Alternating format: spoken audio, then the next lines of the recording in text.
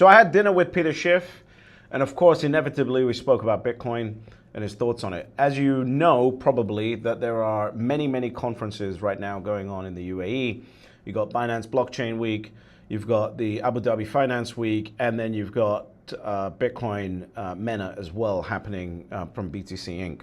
So many conferences, much attention in the space, and it's all happening kind of like within the same week, right? And of course the F1. So I want to take a few seconds because I went to this dinner, and thank you, Dana, for the invitation.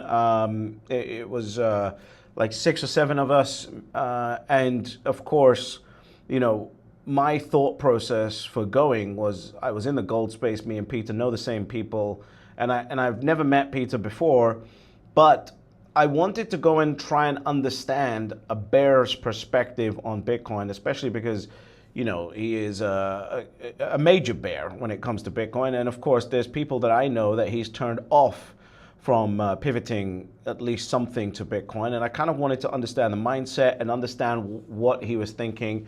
And to be honest, I went into the dinner thinking, okay, there's going to be some rational rhyme or reason as to why he's bearish, because you can't be someone with this much prominence and not have a rational rhyme or reason as to why you're bearish. He's also called Michael Saylor a fraud for a year or two now. And I wanted to kind of get understanding on that as well and what his perspective is on that. I mean, Peter ran a bank, he runs funds, so there must have been something there, some thought process to make him, you know, have the ability to say that Michael Saylor is a fraud. And also to, of course, shit on Bitcoin all the time as well. So I went into this dinner, and I kind of, as I'm getting there, I'm like, well, there's no point asking. The other thing is I've got Bitcoin friends that are telling me, or that were telling me, that they believe that he's kind of faking being a bear so that he can fly around the world, get paid to attend conferences and fly, you know, get paid for his flights and get all the attention and et cetera, and of course sell his gold, right? Because it's a good idea to be the contrarian, so to say. So I kind of went in with that, and I thought, well, if I just directly ask him, hey, are you faking being a bear in front of 6, 7 people, even if it was true, he's never going to say it, right? Because you got to maintain appearances, okay? So you know, I thought, okay, well, what's the best way to kind of navigate this and get the answers and the things that I kind of want? And of course, it was a private dinner. It wasn't public, so I'm not going to talk about specifically the conversations that we had. I want to respect Peter and just be a normal human being when it comes to that. However, I left the dinner very concerned, right? And the reason why I left the dinner very concerned, because I mean, you know, a large portion of the dinner turned into me debating Peter on Bitcoin and MSTR. And I kind of came to the conclusion at the end of it that, you know, as much as I like Peter potentially as a human being, I think to the Bitcoin space, he's an absolute parasite.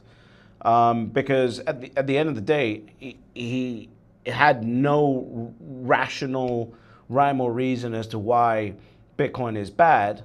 And then, you know, I had to basically explain how the MSTR preferred products, convertible bonds, etc. work. And so it's like, well, if you're calling Michael a fraud, you should have an understanding of how the products work. And if you don't have an understanding of how the products work, how can you call him a fraud? And then if I'm now explaining to you how the products work, well, you should change your mind. But of course, you know, he wasn't going to change his mind. He's a bear on Bitcoin.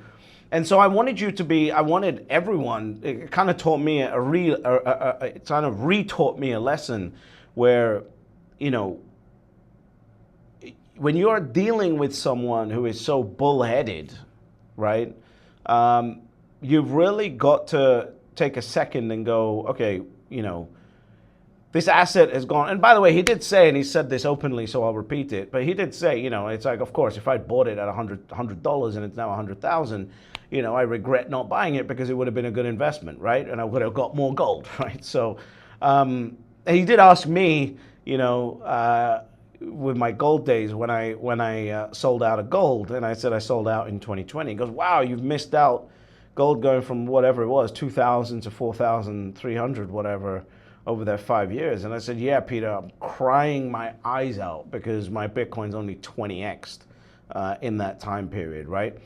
And so the main thing that I took away from this, and I'm fully confirmed now, I do not believe that Peter Schiff, I might be wrong, but again, I'm not reading into his personal life or his personal holdings, but I do not believe that Peter Schiff is faking being bearish on Bitcoin, right? And there's a couple reasons for that. Number one, I asked questions kind of like sideways. So I didn't ask directly, like, hey, you being a fake bear? Because I think that's stupid, right? He's never going to admit it, and it's an inefficient question to ask. So I was asking questions, about markets, about, hard money, about, the adoption, MSTR, the interest in MSTR, the fact that MSTR has gone from $1.8 billion when I first bought it to, almost $100 billion company, right?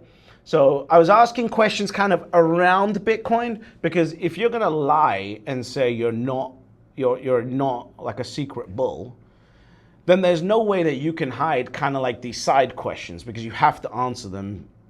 If you know what the answers are, you have to answer them with intelligence, because you're answering questions that are not related to me asking you whether you're a secret bull or not, right?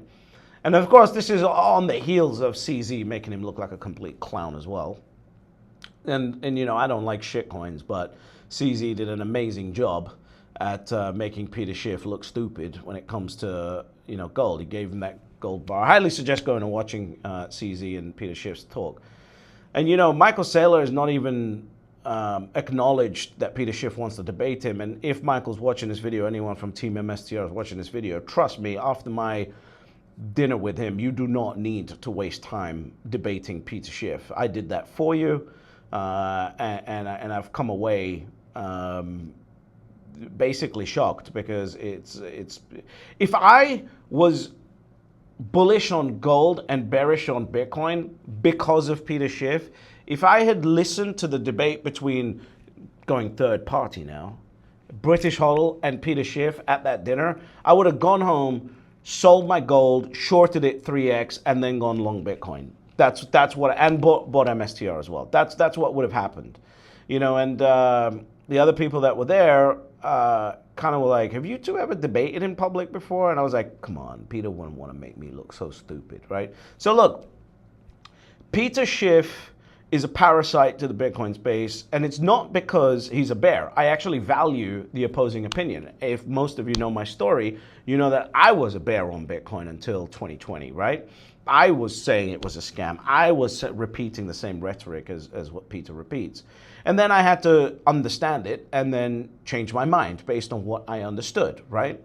And so, I do not have a problem with someone being a bear. I think it can actually be quite an interesting conversation if someone is a bear with true rationale. But Peter isn't someone with true rationale. Peter is not someone that actually has a rational, cohesive argument as to, why MSTR is a fraud and why Bitcoin is not a thing, right? Like he does not have any rationale conversation around that, besides the main talking points and everything else, right? And these are talking points that have been kind of handled as far as Bitcoin FUD goes for a while. So I've come to the conclusion that basically people invite Peter around because he's the dancing monkey, right? Like he is the monkey that you bring out, it gets people excited, he does a little dance, he does a little clap, and then you put him back in the closet. Like that's what Peter is to the space. The unfortunate part is there's going to be a lot of people that are listening to his thoughts and going, oh yeah, this is Peter Schiff. He had a video covering, the Wall Street, whatever the fuck happened when all the hippies went and sat outside Wall Street for a few days.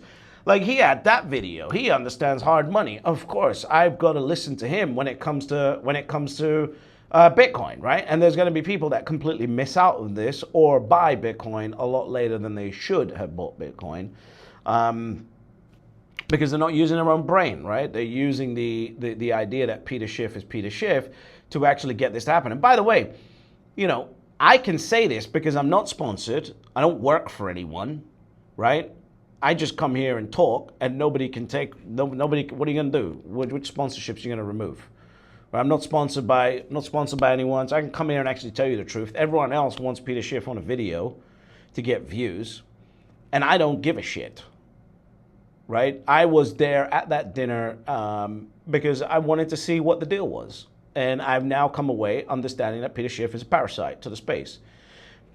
It just is what it is. And then there's one thing that I will say, because, you know, those people with money are about to understand what I'm going to say. Because you will have heard it in your life. You will have heard it in your life when you were trying to pitch something that you knew was right, you knew made sense, and someone with more money than you just wanted to shit on the idea, and you will understand and resonate as to why what I'm about to tell you was such a big red flag to me. And that's when I came out with all the arguments and said everything. At the end, the final thing, before we pivoted onto other conversations as you do at dinner, the final fucking argument that Peter Schiff came out with as to why he doesn't own Bitcoin and he's not bullish on Bitcoin was that he said, I've already made it anyway. I'm rich already. I don't need it. Even if I'm wrong about it, I don't need it. If you are someone who has built their own wealth and done things that were out of the orthodox of what was going on, and you've spoken to people and et cetera, and then you've been right and won, you will understand why that particular statement was such a glaring red flag. Because the reality is this: if you believe that you're just done, you're already rich, you don't need to even think about this, well, now that tells me that you haven't even put in the thought to have an argument. You are literally just a dancing monkey. And that was kind of like the end of it for me, you know, at dinner. I was like, okay, well, this is, you know, this is the end of this conversation. You have said the cardinal sin of things to say when it comes to having a debate. Your opinion on a topic, absolutely, like not even like, okay, is there a valid, your opinion is completely irrelevant because you believe that you are too rich. Therefore, we're no longer arguing about the merits of Bitcoin or MSTR. We are just arguing whether you should have bought it or not. And if you tell me that you are too rich, well, at that point, what other conversation is there to have? You are too ignorant to even try and understand what's going on. And therefore, you are a dancing monkey. And you've done a great job at building a following and building attention and garnering attention. And even I'm fucking talking about you now. So great. That's fantastic. Congratulations. But as far as the Bitcoin space goes, the mission of Bitcoin goes, what Bitcoin holds, you know nothing. And you're a parasite. It's as simple as that. You're a parasite, you're ignorant, and you know nothing. You cannot have a rational debate besides 5-year-old arguments. You know, and that's it. Because, you know, like, what do you do? What do you do with someone? And again, not many people are going to understand why that was such a red flag. That statement was such a red flag. But the ones that have actually made money and actually fought for something will completely understand when someone tells you, I'm just too rich, I don't need it. Like, and at the same, there's nothing wrong with that, by the way.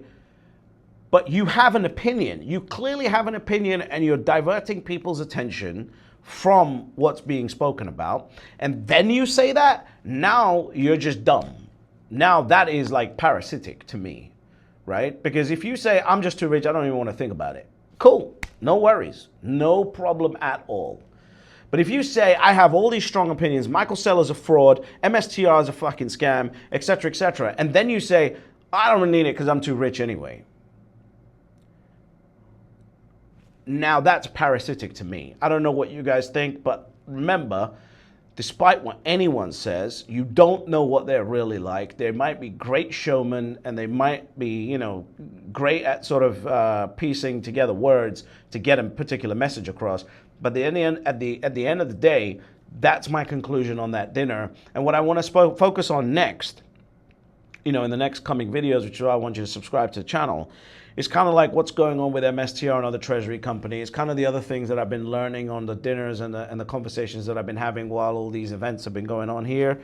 I want to cover the state of the Bitcoin market. I want to cover what's going on in the broader economy. I want to cover gold versus Bitcoin. I've been making predictions on gold topping out, and I want to cover why I think that's it. So make sure you subscribe to the channel, because ultimately, despite the parasites, there's always only 3 rules to Bitcoin. Step number 1, you buy Bitcoin. Step number 2, shut the fuck up. And step number 3, you get fabulously wealthy.